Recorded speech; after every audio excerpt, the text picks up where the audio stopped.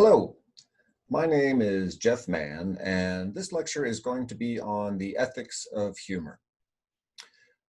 Why the ethics of humor?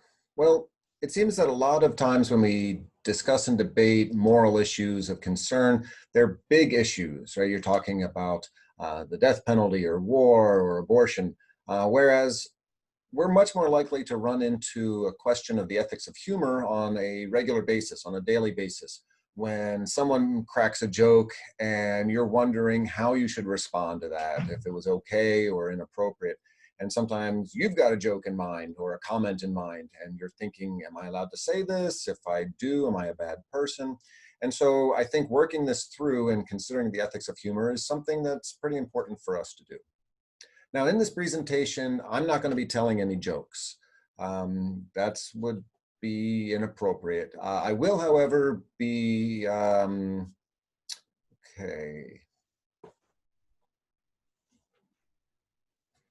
In this presentation, I'm not going to be telling any jokes.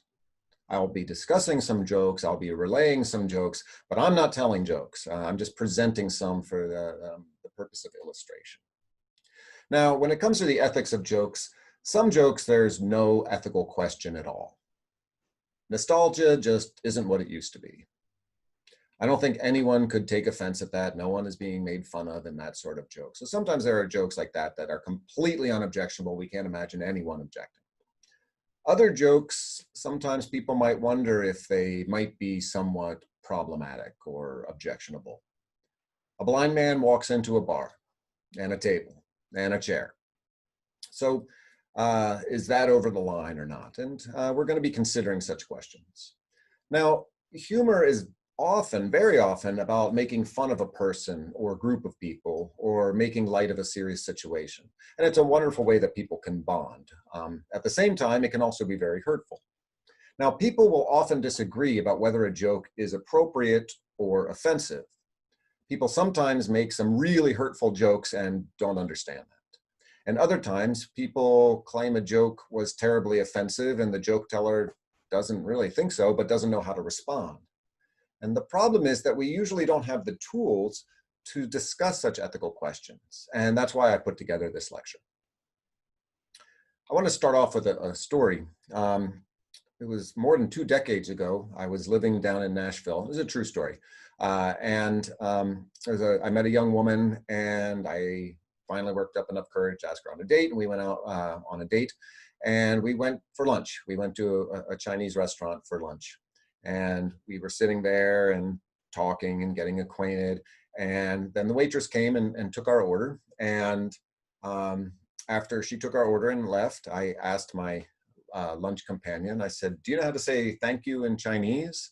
And she said, yeah, Cheng Chu. And I was a little bit taken aback by that. I was a little surprised. I wasn't sure how to react. And to be honest, I didn't do anything right away.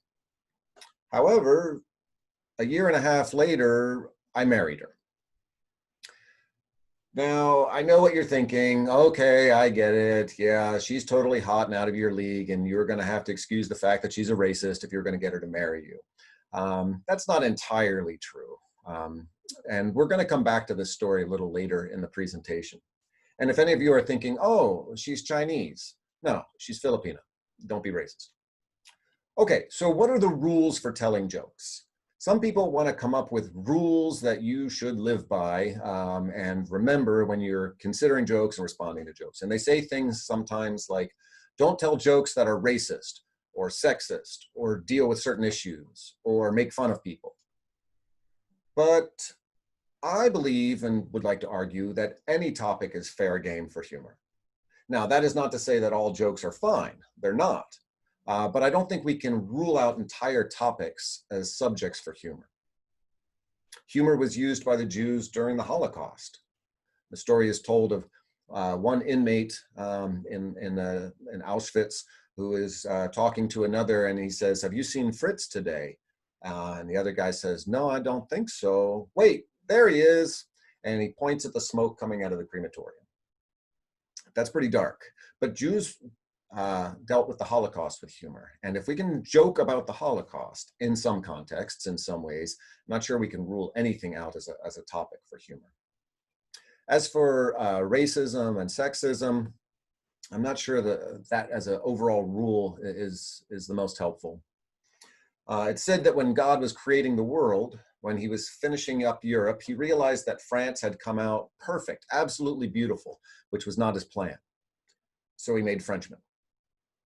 That joke is racist. By definition, it's racist. However, I wouldn't go so far as to say that joke is completely and totally inappropriate. You should never tell a joke like that, even though technically it's a racist joke. On another front, it's been said that 25% of the women in this country are on medication for mental illness. And that's scary because it means that 75% are running around untreated. That's a sexist joke. It's making fun of women. It suggests that they're all mentally ill. Now, you may like the joke, you may not like the joke, but a joke like that, I'm going to say, yeah, at a certain time and place, that joke is not objectionable. Again, depending on the context and the audience. So I don't think we want to rule out all racist and sexist jokes.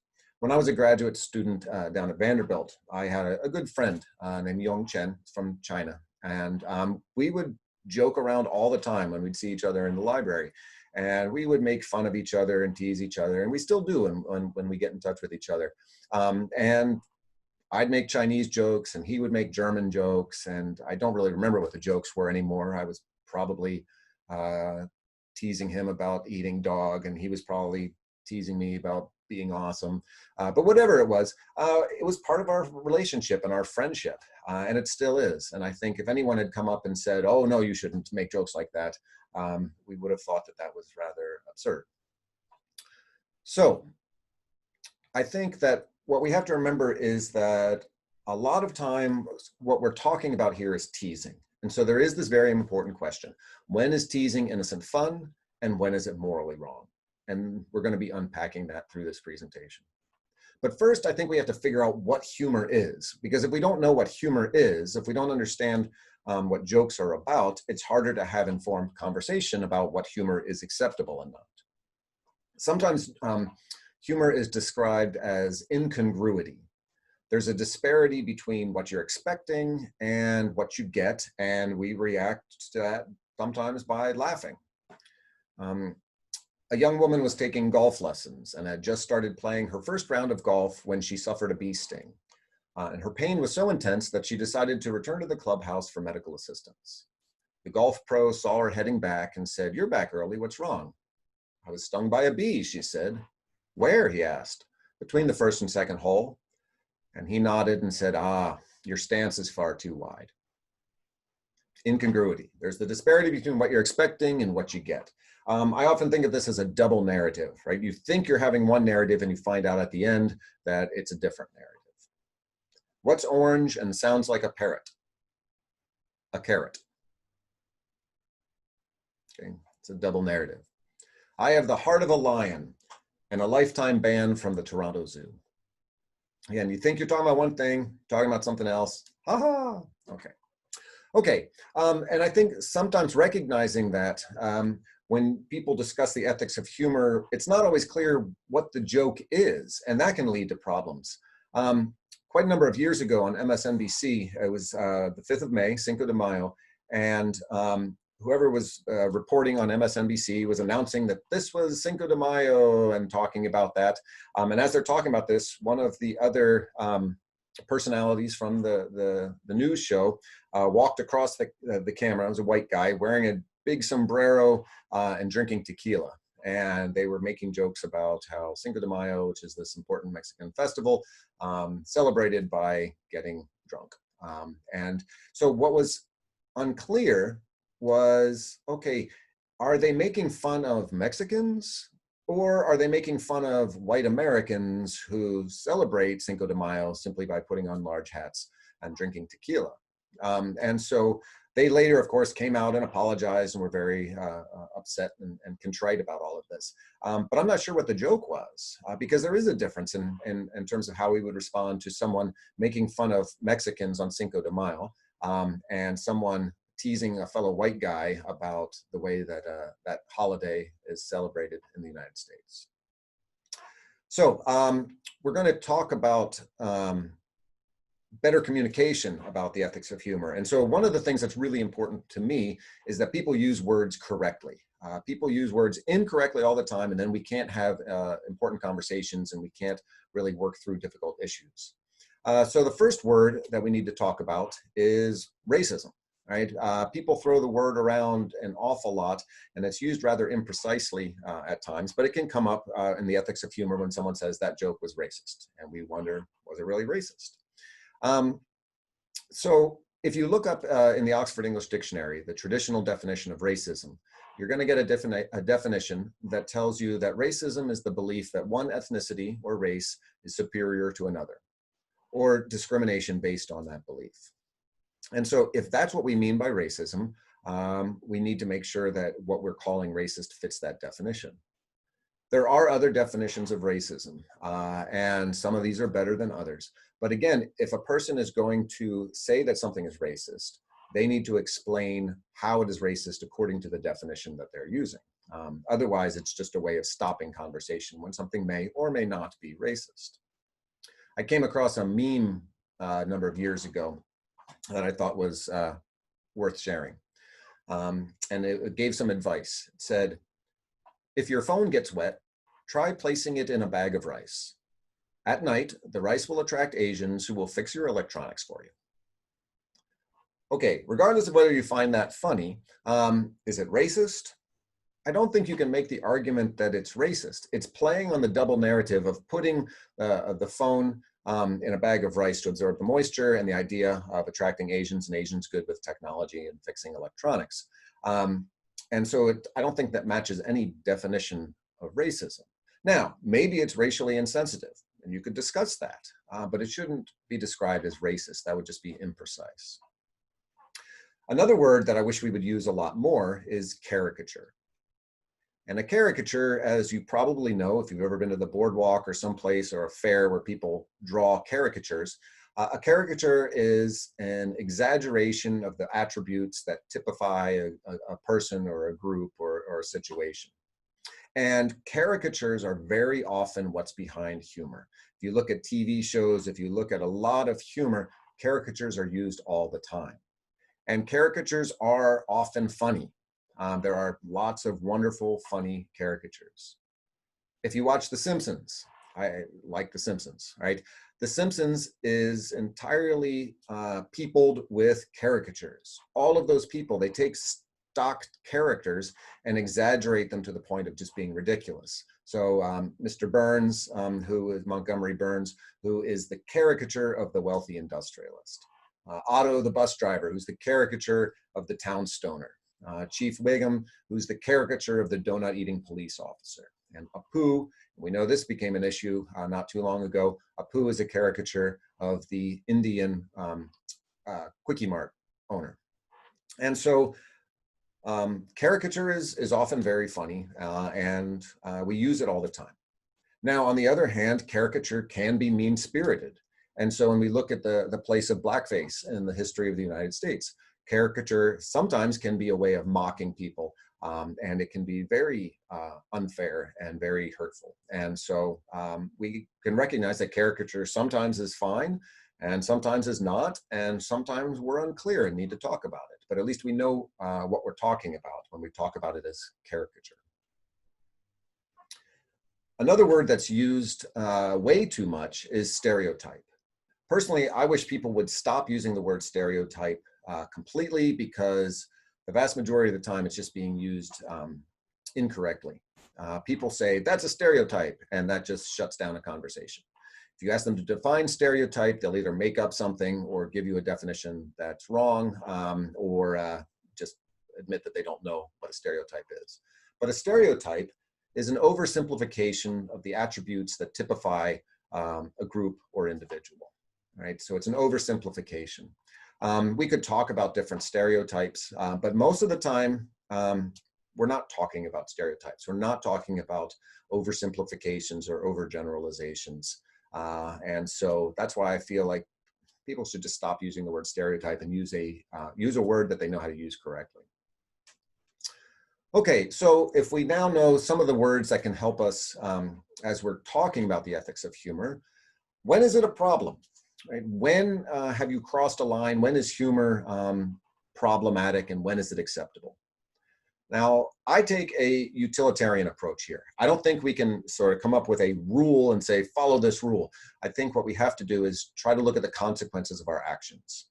That's what utilitarians do, right? And so for me, the fundamental question with the ethics of humor is this: are you hurting another person or encouraging unfair beliefs and behaviors?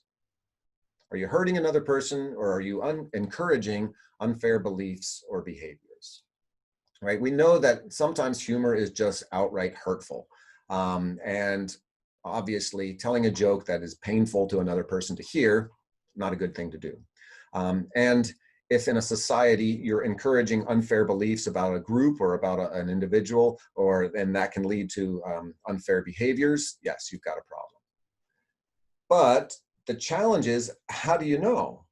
This is always the challenge with utilitarianism, right? You don't know the consequences of your actions.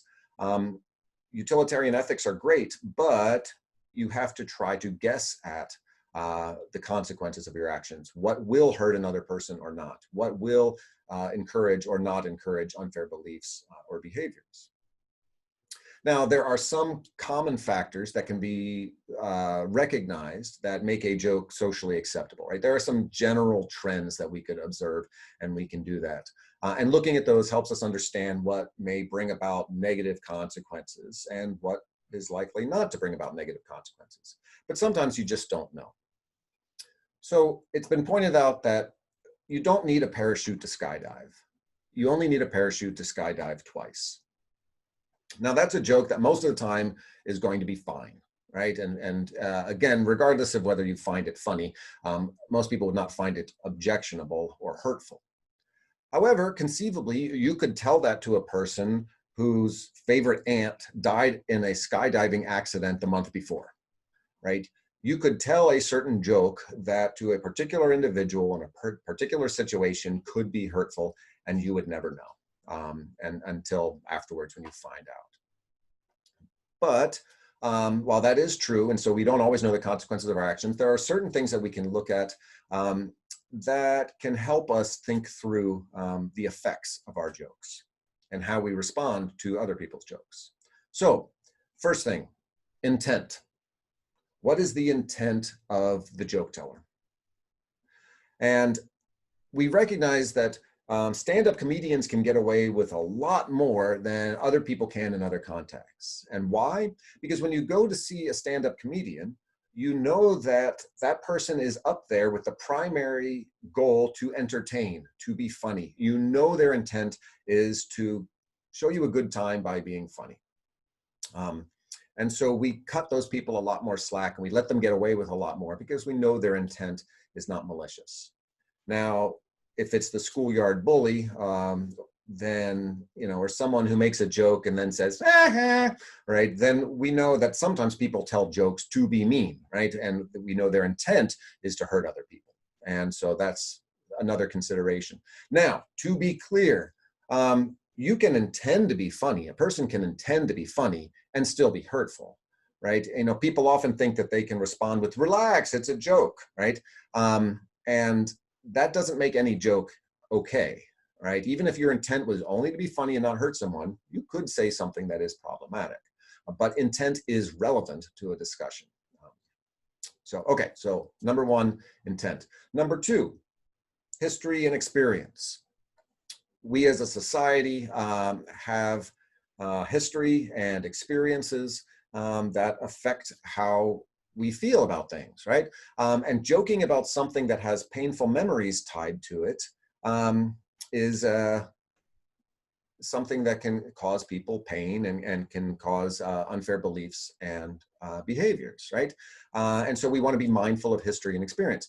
This is the reason I believe that Black comedians can get away with jokes about white folks that white comedians would not be able to get away with if they told about Black folks, right? We know that there are different standards that are out there, and some people think that that's unfair, but I don't think that that's unfair. I think it makes sense, right? So in the history of the United States, there is a long history and people have experiences with white folks oppressing black folks. And so jokes about that can be associated with rather painful memories.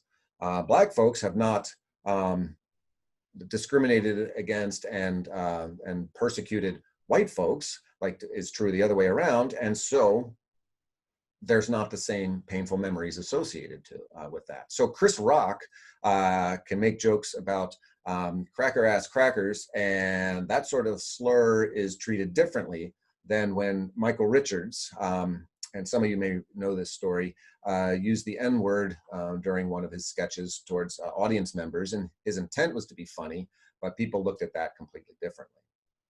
And that would be different than Russell Peters. If you are familiar with Russell Peters, very good comedian, Indian Canadian, Indian as in the country, India Canadian, who makes fun of all sorts of people, people of all different national backgrounds and ethnicities, and he makes fun of them all. And part of that is because there's no history of Indian Canadians oppressing Jamaicans or the Chinese or anything. And so because there's no history or experience tied up with that, there's no painful memories that that might evoke when he starts making fun of certain groups and teasing certain groups. And this brings us to the third consideration, which is related to the previous one, which is power. Right? We all talk about power and privilege on campuses these days, and we need to understand what that's all about. And so when we talk about power, I think we understand that it's more acceptable for those with less power to make fun of those with more power than the other way around, right? It's something we're more comfortable with, and it's tied in with some of the previous comments that I made. This is why politician jokes are always fine, right? Because politicians have a lot of power. And as you know, politicians are people who, when they see light at the end of the tunnel, go out and buy some more tunnel. Right? So we can make fun of politicians and say things like, a politician is a fellow who will lay down your life for his country. Right? So it's more acceptable for those with less power to make fun of those with more power. This can get connected with gender and race and ethnicity and religion and a lot of things. But this is what's missing from a lot of our conversations of power. Power is not a singular dynamic that exists between different groups of people. And I'm not talking about intersectionality, that's true as well, but there's not a singular relation between different groups that applies across all times and places in the United States or in the world. So who has more power? A rich white dude in the United States or Aung San Suu Kyi? If you don't know Aung San Suu Kyi, she was a Nobel Peace Prize winner, very influential woman from Burma or Myanmar. And who has more money? Or not who has more money, who has more power? And so you'd say, oh, well, on one hand, we have the rich white American guy, and on the other, we have the relatively less affluent woman of color from a third world nation. But Aung San Suu Kyi had a lot of power, different type of power also. And now some people can ask, now that she's no longer under house arrest, but has a position in her government, does she have more or less power? And that's going to be affected by certain comments that she made about Muslim communities, and that may have diminished her power, her moral power. So power is not a simple thing to just say, oh, this group has more and that group has less. It's much more complex. I mean, who has more power, Ariana Grande or some socially awkward middle-class white teenage kid, right? And so, you know, Ariana Grande might be a woman. I used to think that she was Latino, but it was pointed out to me that she's Italian or something like that. But, you know, she might be a woman and someone else might be a guy. But there are so many other factors that come with fame, that come with wealth, which come with social influence, which come with beauty, which come with social graces.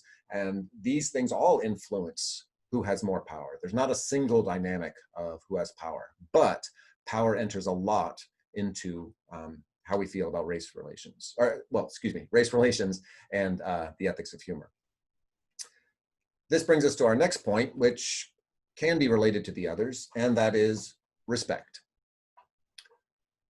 Now, we don't mind teasing when it's from someone we know who actually respects us. But if someone is teasing us who doesn't respect us, we feel a lot differently about that. And if we see one person teasing another, and it's clear that that person has no respect for the other, we look at that differently. That's much more hurtful than if we know that the person does respect the other individual. So my friend Yong Chen and I, we knew that we liked and respected each other, and that's why a lot of that joking was acceptable. Now, if you see a big guy busting on a little guy, is that bullying? Or is it possible that they're childhood best friends and they really like and respect each other and it's perfectly fine? And so it's not always obvious how respect is in that situation.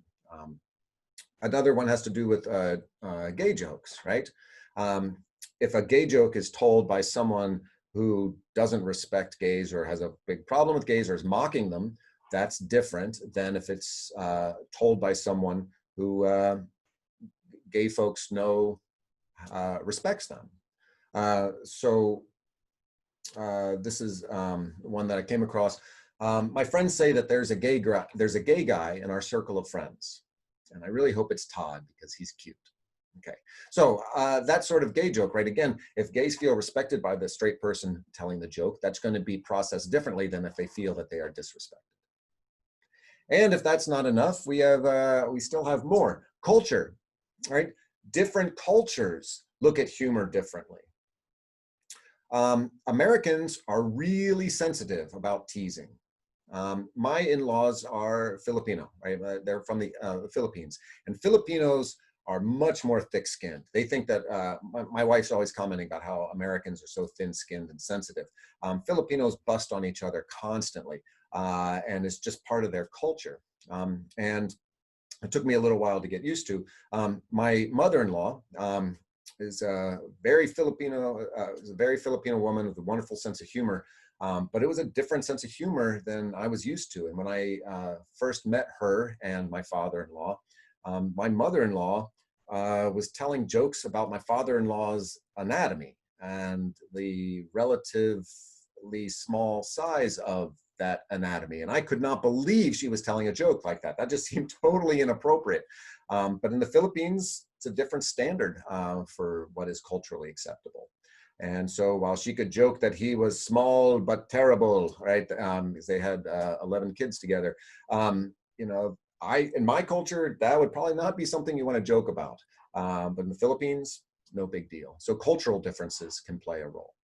And then finally, there are individual personality and experience differences. I mentioned before, you know, if someone had personal experiences of a loved one dying in a skydiving accident, you don't tell skydiving jokes. And certain people have personality differences. Some individuals are really thick-skinned and some are not. And so that has to be taken into account. Are you hurting a person by making this joke, or are they gonna find it rather funny? I have an EpiPen. My friend gave it to me when he was dying. It seemed very important to him that I have it. Okay, so again, depending on your personality and your experiences, that joke could be really funny or really hurtful. And so, you know, that's another consideration. And I'll finish with this. Finish this part with this example. George Carlin, very famous comedian, one of the greatest comedians ever, came and did a stand-up comedy routine here at Susquehanna University.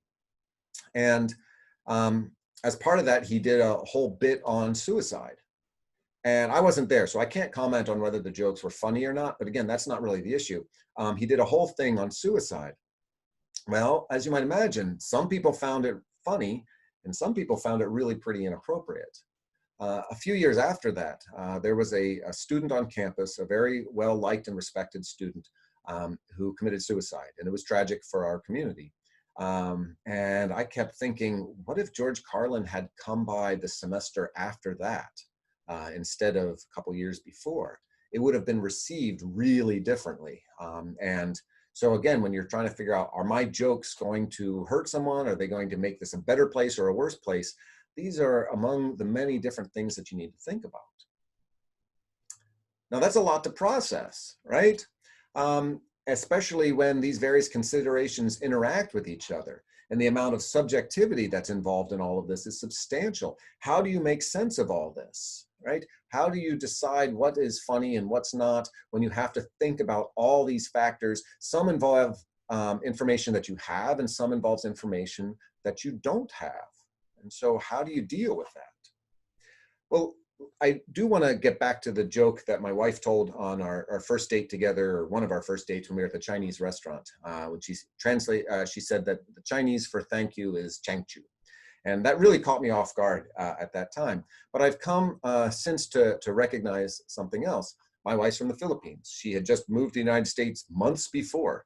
And in the Philippines, there are Chinese communities there.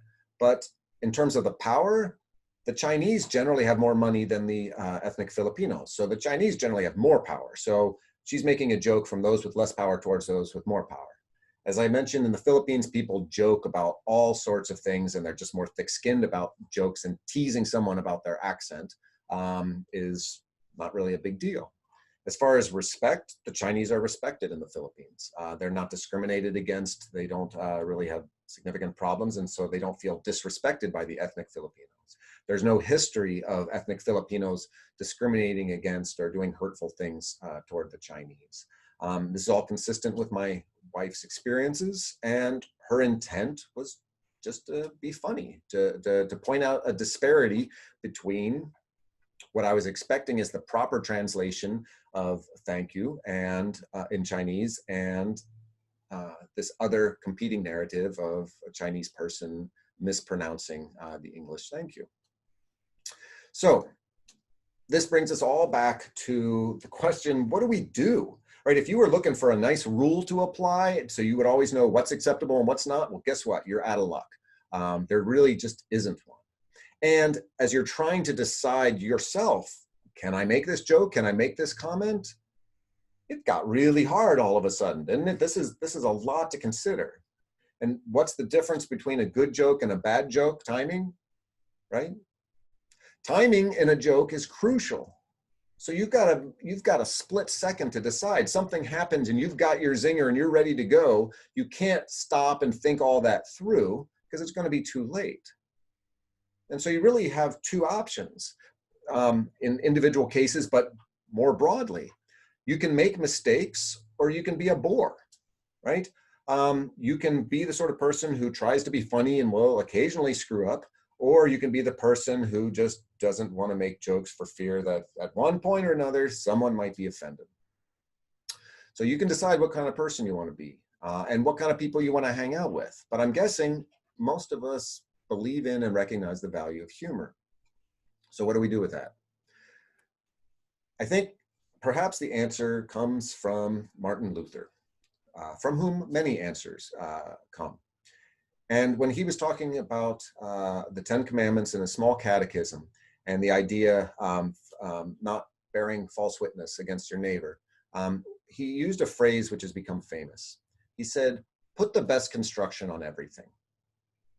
When someone says something, when someone does something, put the best construction on everything. Assume the best about that person, not the worst, right? Not to the point of being naive, but assume what is better about others. But we tend to do the opposite. We do this all the time. Someone says something that could go either way, and we're going to assume it was the worst. The media does this constantly. Politicians do it all the time, right? Because if I can, convince you that the other guy is bad, I'm going to take anything that he or she said and twist it so that it's clear that that person is horrible, right?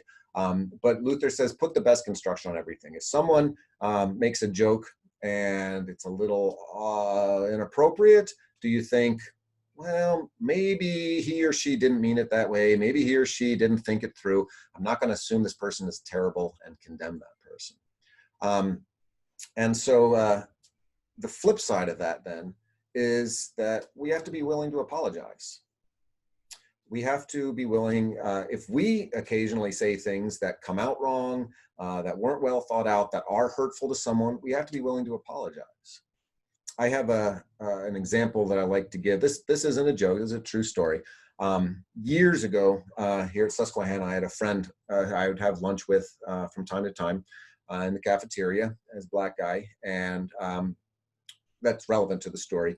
And we were having lunch with Dr. Keller one day, the three of us, and something came up, and I said something which was just some sort of, you know, passing comment, not exactly a joke, but something that I said in passing. And it was one of those that right after I said it, I was like, oh, that sounded bad.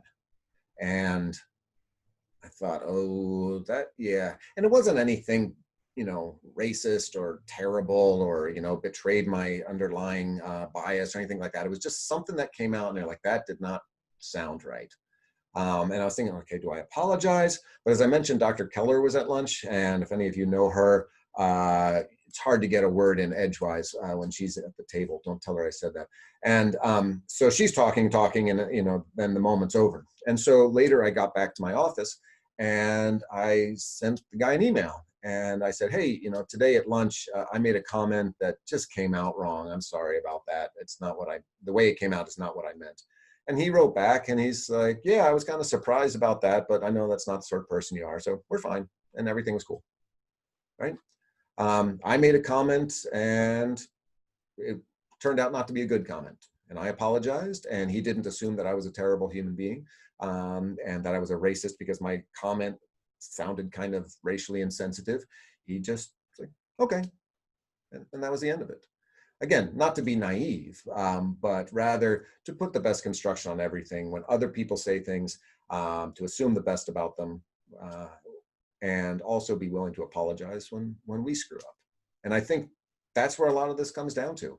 It's really hard to figure this stuff out. Hopefully you have some vocabulary for talking about this stuff, but then also the willingness to be a decent person, both when we make mistakes and when others make mistakes. Okay, that's my talk. If you have any thoughts, comments, questions, please feel free to send them to me or post them below.